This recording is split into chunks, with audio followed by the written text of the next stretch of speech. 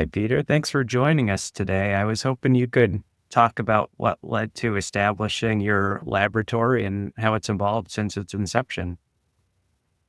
Sure. Hello, Dave. It's actually a pleasure. Thank you for having me. Yeah, so my lab, so the complex chemical composition analysis lab, we call it C3AL or COAL as a coal sterile. And so actually when I joined coal sterile in 2020, it was right in the middle or at the beginning of the pandemic. So all of the things were online. I couldn't get on campus. My potential new student couldn't get on campus with me. So what I did, I started writing proposals because I needed to build like a new lab. So I had a lab, I had a space, but I didn't have the lab. So I was able to secure funding for like my first like key instrument, which was a GC-GCFID and then GC-MFFID. We have a split between two detectors. A very simple single quadrupole that until now I'm using for teaching and sometimes for research purposes. But if someone passionate about applying analytical chemistry to real-world trials, I realized early on that I need to start building a network and start connecting with researchers and industry partners who share the same vision. And that's how the complex chemical composition analysis lab was born. I created a website, began the outreach efforts, and started laying the groundwork for collaboration.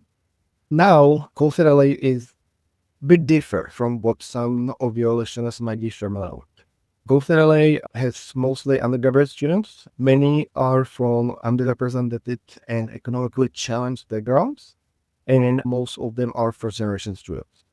This is something what I can relate to. I'm also a first-generation student.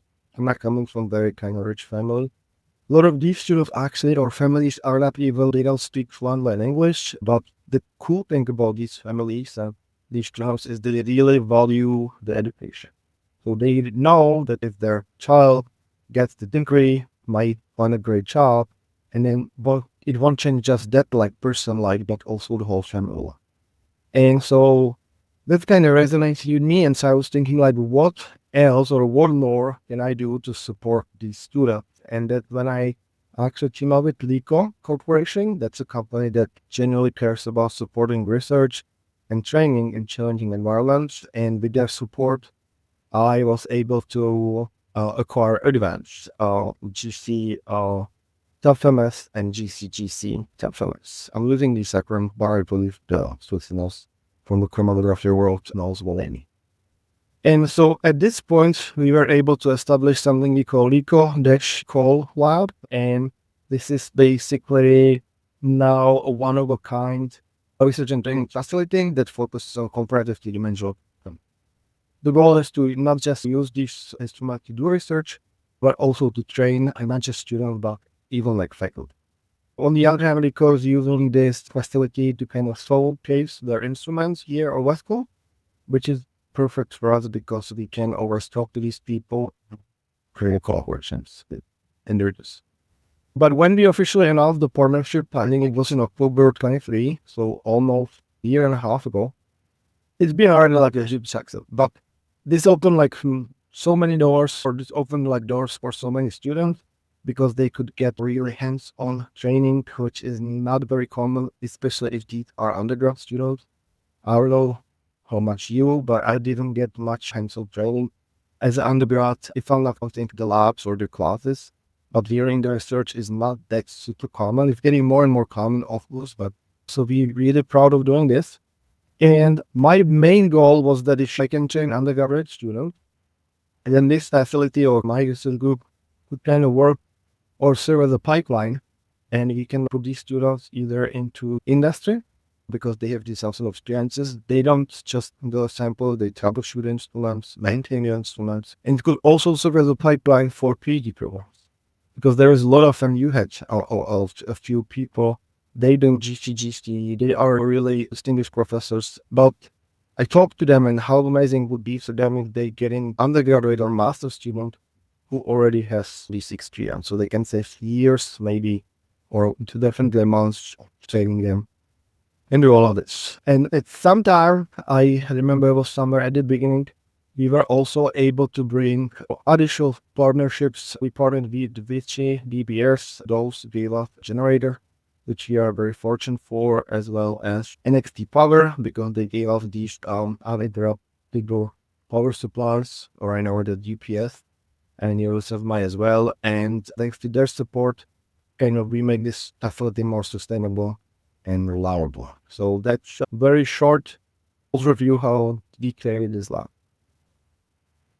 Speaking of the partnerships, I'd love to get your honest review of the VG Mistral Evo 35 unit in terms of how it's worked for you and how user-friendly it's been.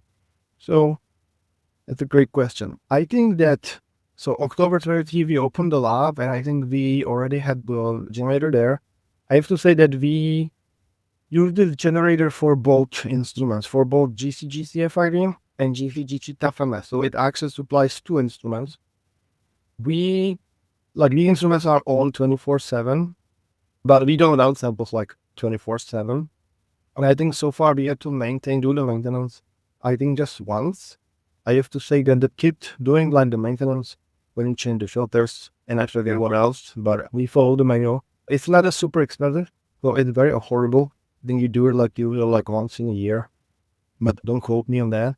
And yeah, it's a little bit louder, the generator, but all of them are. So we were thinking if there would be a way to put it maybe in the next room or outside of the lab and just drill a hole through the wall. So that's the only thing that we always try to. We have two rooms, so we always shut down one of the doors. We have a group meeting or something. But otherwise, we opened the box. It has a wheel, so we put it on its place, connected everything, turn it on, and we don't have too much care about it, which is pretty cool. Yeah, and it was a gift from Richard DBS. Of course, I'm not gonna complain, but I have to say, really so far reliable generator. But on the other hand, we so far had it for a year and a half, so it's hard to predict. But so far, I'll be very happy with that. We also got the FID tower from Richie for the 2 instrument with that FID on it. That's great to hear. VG's been a really solid partner for Organimation, so I'm happy to hear that you've had a good experience with those products. My understanding from professors and graduate students who I speak with is the biggest headache that the generator is solving is replacing the nitrogen tanks. I'm not sure if you were ever familiar with having to move the nitrogen cylinders around and do the reordering of those. At Purdue, I had to push the tanks from one building to another building, which was not very close to each other. And Purdue is in India, so in summer it's very hot. In the winter, you can have a lot of snow, and it's very cold. So I'm very familiar with that. When I came to Purdue, I was still a power lifter. I was moving from finishing my career back then, but I was still kind of I was strong. But I can imagine everyone doing that. Here at Coastal it's a little bit easier. You have a little bit closer access. But when I started actually in older building, and when the elevator broke, then there is no research. Urging to refill the electrolyte one there, you have to put a pause on the research. So yes, very happy with that. Same is for the FID tower, because you don't have to get hydrogen all the time or the hydrogen cylinders. So yes, the goal was really to be a little bit more sustainable and to cut all of these other stuff. So if I can get a liquid nitrogen generator, that will be happy. That's good to hear. I'd love to transition more into what your lab is doing in terms of the fingerprint aging models.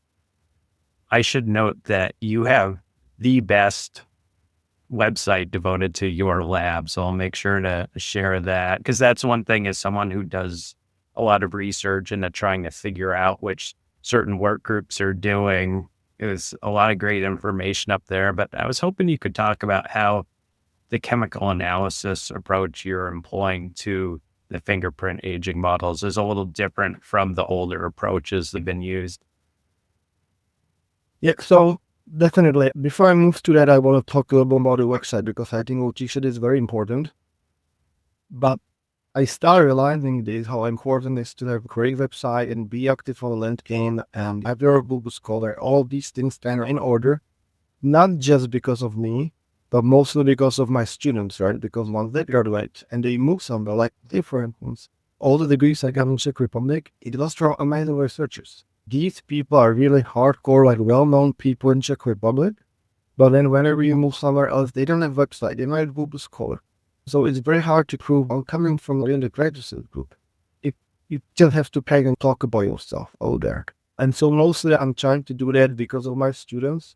And hopefully I'll have more and more papers moved forward so they can also be proud on where they come from. But I agree with you 100%. I think people should do a better job in this. And if they feel like I don't want to talk about myself, I'm in the same shoes, do it for your students or for the people coming from your labs. But going back to the research, so you talk about the fingerprint agent models. That's a great question. So right now, our approach is actually building on earlier methods rather than replacing them entirely. But the big difference is that the level of detail and sensitivity we are able to can achieve with the newer technology because we have some thanks to GCGC and their time of flight mass spectrometry. Now we also have the mass spectrometry. We have the BTM detector, which is about in the 5 times more sensitive than the original flight mass spec. So for the fingerprint, for instance, that's perfect because immediately the sensitivity blows a keyhole there. So even we can see compounds present in extremely low concentration, and these older implement might have missed there. Now the idea behind the fingerprint aging is to identify a set of compounds, both volatile and non-volatile, or volatile and less volatile, and track basically how their relative concentration ratios change over time. By studying these patterns, it's working to develop models that can help estimate how long ago fingerprints being placed or left at the crime scene. But it's really a complex challenge, but I think the potential forensic value is huge.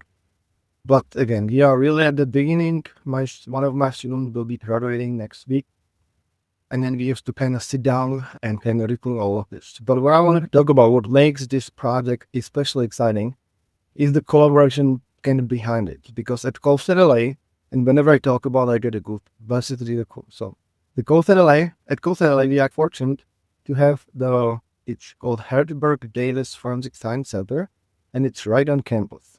And this is a home for the actual crime labs of the Los Angeles County Sheriff Department and the LAPD, Los Angeles Police Department. So the real forensic cases are being worked on one farm, just the other one.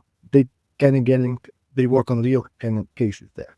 Now, what LA did, they took that a step further, and they built a second floor on top of this building, and they call it a Master Degree in Forensic Science program. And now basically the students from the second floor, they can get this incredible opportunity because they are trained in advanced analytical techniques like GCNLS, but then they can literally go downstairs to apply the knowledge to real world cases a lot perfectly. And so many of my undergraduate students in my lab come into this master program and they still stay involved in our research because we do really close collaboration. Which is an amazing environment for learning and discovery, and it's another example of how we are trying to, or how we're bringing the academic research to practical impactful applications. That's awesome. Yeah, and it's one of the reasons I enjoyed the website is because it is such interesting work. I really enjoyed learning more about it. I was hoping you could provide an overview of the process. What does the workflow look like in terms of analyzing fingerprint samples from sample preparation through to GCGC, I would assume? Yeah, that's a good question. The process we use is designed to closely mirror methods used by forensic investigators in a real-world crime scene analysis. But that's hard to do because whatever they use might not work with whatever we could do in the lab and how we would wish to extract the samples. But so we have a small adjustment, of course, to suit our research goal.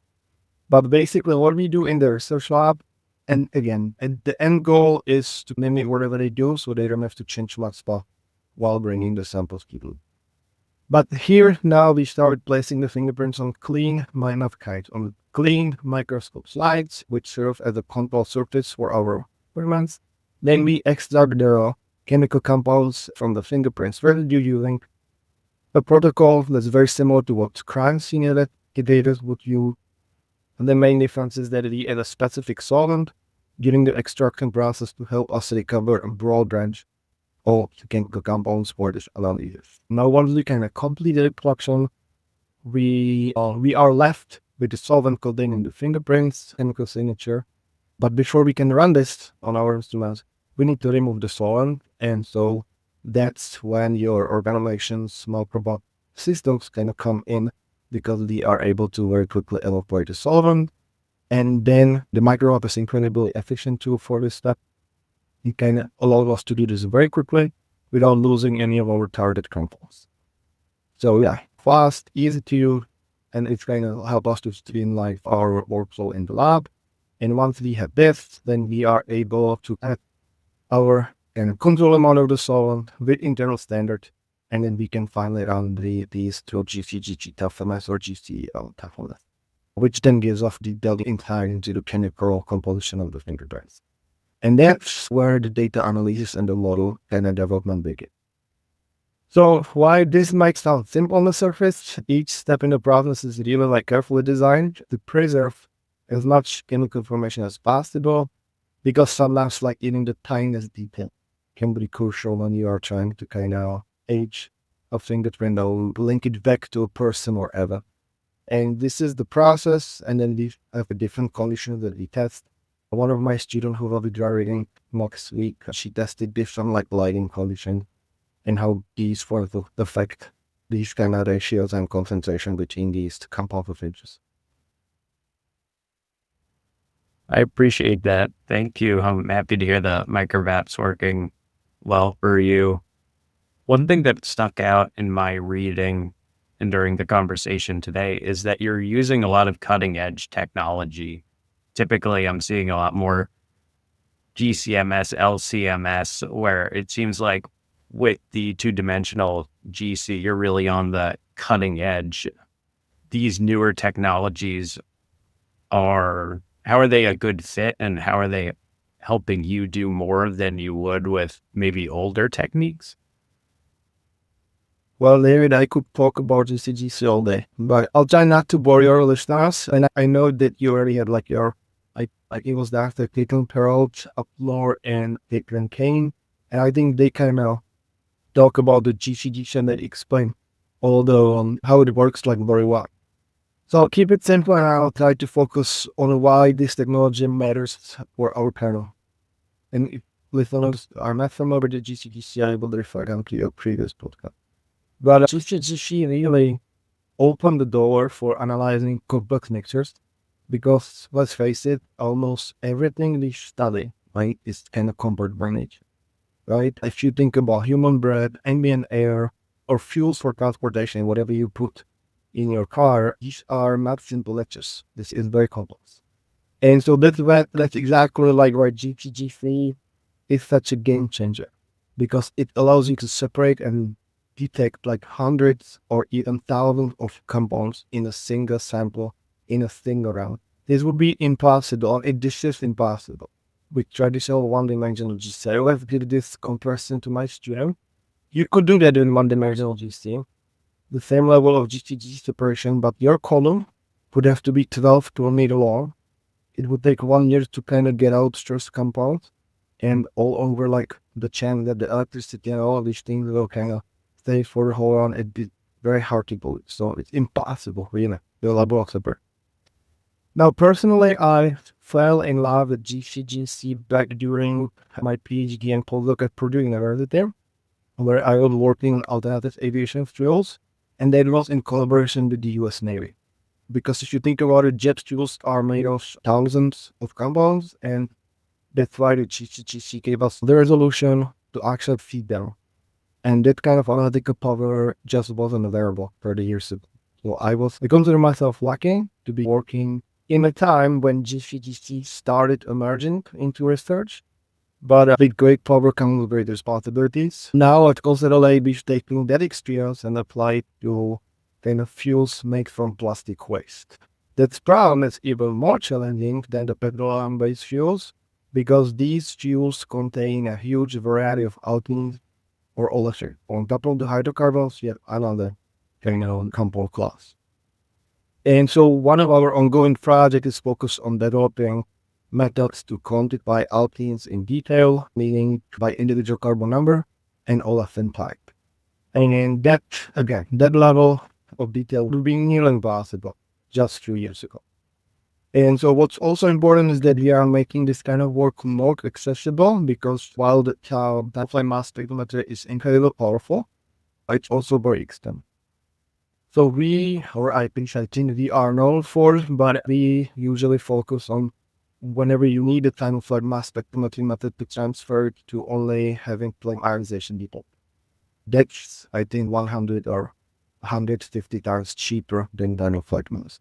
So basically, our goal is always to create methods that other labs, especially those without access to high-end instruments, by that I mean time of mass spectrometry, can still use and benefit, because the FID is also very tall. It's not just about the carrying tools, but how we can kind of make them practical, scalable, and useful to more people.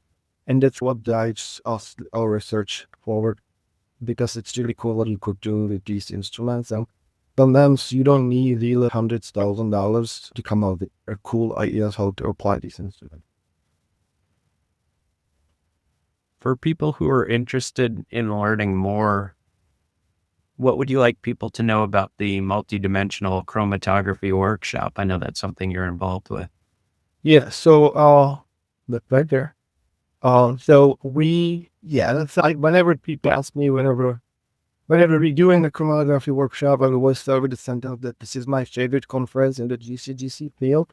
And it's true. I'm involved, this is like my third year I'm involved with the committee, but I can speak from my heart even before. This is really a great conference.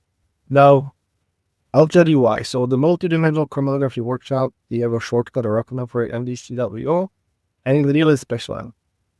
It held annually, and what's amazing is that the registration is completely free, thanks to the generous support of our sponsors. It's typically a 3-day event, and on top of being free, attendees also get lunch every day, dinner, and of course plenty of coffee and drinks. And we are really and incredibly grateful to our sponsor for making this benefit. I just came from the ACS, which is the conference in the fall for chemists, and I thought it's gonna be cool because it's in San Diego, so we can drive there. So I told all my students to see the abstracts, and then I realized, wait, there's $200 registration for each of them. So again, it wasn't like a very cheap conference. So this is very free. This is very free. This is free conference, and the workshop, just to be clear, it's not about GCGC. It also covers liquid chromatography, and more recently, supercritical fluid chromatography. So it really provides a comprehensive look at multidimensional separation techniques. We always alternate between locations in Europe and US. So no matter where you are based, there's a good chance it will be near at some point. So honestly, if you are doing research or your listeners are doing research in this field, there is no reason to not attend. This past year was especially exciting because we had a record number of attendees and abstract submissions. So it means the conference is growing every year and fast. And what makes, I think, MDCW stands out is the atmosphere. It's incredibly welcoming, supportive, and very collaborative. People genuinely root for each other. Many long-term partnership and research projects actually have grown out of the networking events at this workshop. We're always proud of kind of that feel and that atmosphere. I remember my first NDCW. That's when I met Dr. Ketan Pearl, and just we kind of collaborate and we talk almost on a weekly basis about our research. She's helping me. She's one of my mentors now, and all the other people there. So it's really, if you, especially young scientists, or you don't know what you want to do, I think this is a conference you should definitely do. Now, another thing that you are proud of, as of me doing the NDCW code number, is our commitment to accessibility. So we share all the LECO presentations and posters online via the LAPOOL's platform, so anyone can access the content even after the. So I like to think of it as a truly open access conference. Again, all of it is made possible by our amazing. So if you're interested, about the path and UCWs. Go to lab rules, find our conference there. A lot of videos on YouTube, a lot of posters, everything there. Of course, if you're presenting and you're not comfortable with your data being posted, be absolutely respect that and we will post it. Now, yeah, if any of your listeners are curious, I encourage them to check out our multidimensional chromatography.com website. And I really hope to see some of your listeners or even you there next year. I think it's the 17 and ECW will take place in January 13 to 15, 2026 in Williamsburg, Virginia. And I think it's going to be another great one. I'm excited. I'm planning on being there. I will include the links for MDCW and lab rules as well, along with your lab's website. But what did we miss about your lab that you would like people to know? With the new administration, everything getting challenging. You see the news and we see the news everywhere. Culturally got a lot of $1 million budget cuts, so things are getting more challenging. So if you Culturally alumni, or if you would like to support Culturally, you can always check the website. Send a few dollars, which might mean not much to you, but might mean a lot to this community. I think that things will get better. The research, everything will get better. School hopefully. And if you have students, or if you even are postdocs, one of my postdocs will be leaving soon, but if you're thinking of getting involved with GCGC or FLC or supercritical fluid chromatography, check down DCW, check our research websites. It's not a huge field, but it's growing, and I think the type of research everyone does is very exciting. So yeah, if you're students in California interested, reach out. Very happy plans and ever class too. Thanks, Peter. It was great seeing you a couple of weeks ago at ACS, and I really appreciate the opportunity to learn more about what you're doing. So thank you. Thank you.